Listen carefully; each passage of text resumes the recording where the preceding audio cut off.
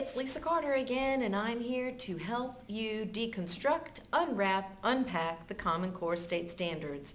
They all mean the same thing. Means let's look at the big standard, which is very broad and sometimes very long, and let's break it down.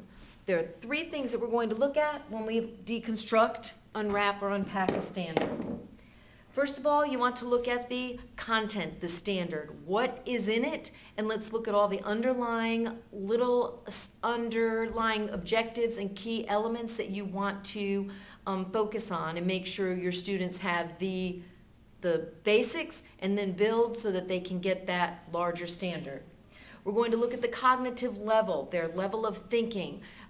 You could start with Bloom's and then go on to the Webb's depth of knowledge. You're going to be looking at verbs and phrases and where are you supposed to, what level, what complexity, what level of rigor are you supposed to take your students to in regards to that particular standard.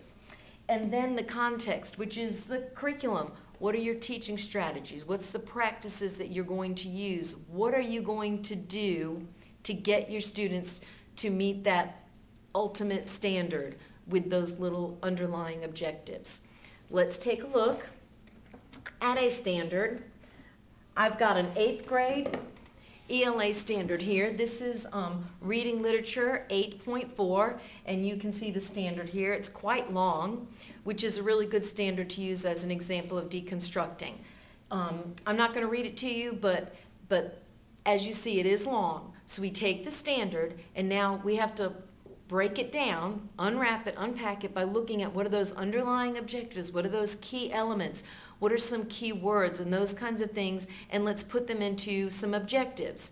One thing you need to remember when you're doing this is based on your students' prior knowledge or their level of knowledge in regards to this standard will determine if you need to actually teach all these objectives. If your students have some of these objectives already mastered, you don't need to teach them. And you're going to use your assessments, whether it's results from past testing or MAP testing or some kind of pretest that you may have administered to them.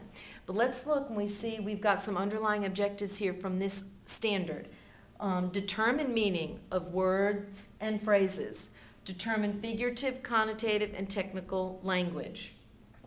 Analyze. They're going to analyze the impact of word choices on the meaning and the tone of the text.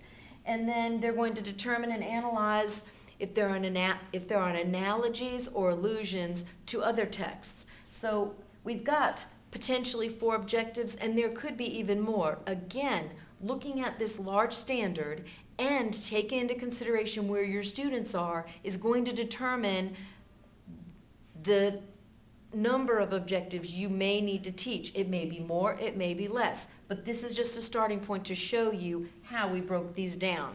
In addition, there is not going to be one question that can assess this one standard because it's got multiple objectives. So you're going to have an assessment that has several questions, several levels, several depths of knowledge to it.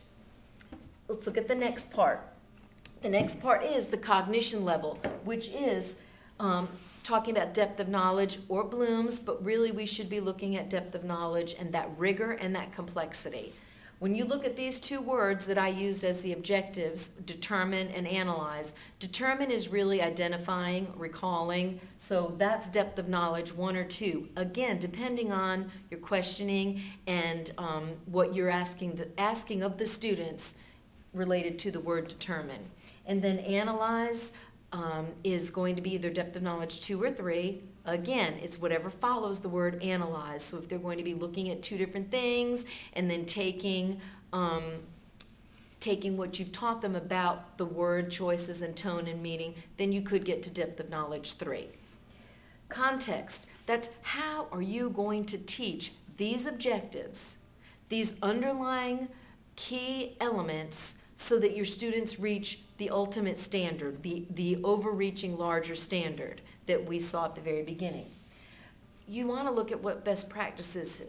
This is just an example. It's not, a model lesson, but this is something that you could do to get to teaching this, to begin teaching some of these underlying objectives. We're talking about mood, tone, figurative language. This is 8th grade. Ghost stories in South Carolina are prevalent, and 8th grade is intrigued by that kind of stuff. So if you were to use a ghost story that was relevant to South Carolina, give them the text of the ghost story, and they're looking at words and word phrases and how it impacts the tone and the meaning, and is there figurative language and that kind of stuff. And give them a graphic organizer so they can look and write the words down, and then have some kind of connection with the word, whether that word makes them feel something in the story, or whether that word they can say that word is figurative language or technical or connotative or whatever they're looking for. But it's a discovery. It's them coming up with what they think these things are to begin with. It gives them some control over that text, and also it's a hook. It connects them, because that's very interesting, like I said, to 8th graders.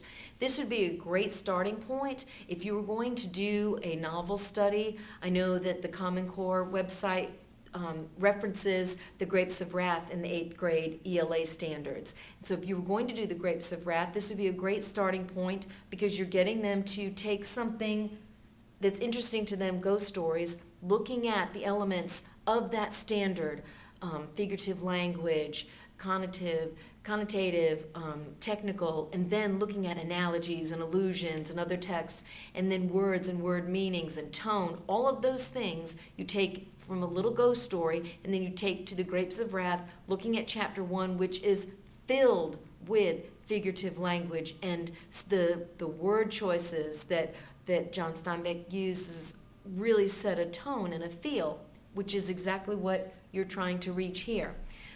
This is not a perfect lesson, but I'm just trying to get you to understand that that's what context is. It's what you do to get your students to reach that standard. If you're a math teacher, a science teacher, social studies teacher, you're going to do the same thing. You're going to look at the standard. You're going to look for underlying objectives, key elements. You're going to look at the cognitive level, the rigor with which you need to instruct and assess, and then you're going to come up with your plan. How am I going to teach my students to get to that end result? And it's going to be several lessons. It's not, you can't teach that whole standard in one lesson. It's a process. Because the Common Core state standards are very broad, and they're meant so that you can go deep and look at those specific underlying key elements and key terms, and then target those and go deeper. That is Common Core state standards, deconstructing, unpacking, unwrapping. When I come to your school in the month of November, we're going to be looking at those standards. Bring your standards. Let's look at one that's a tough one, and let's unwrap it, unpack it, break it down, and we will be even closer to the complete transition of Common Core state standards in Kershaw County.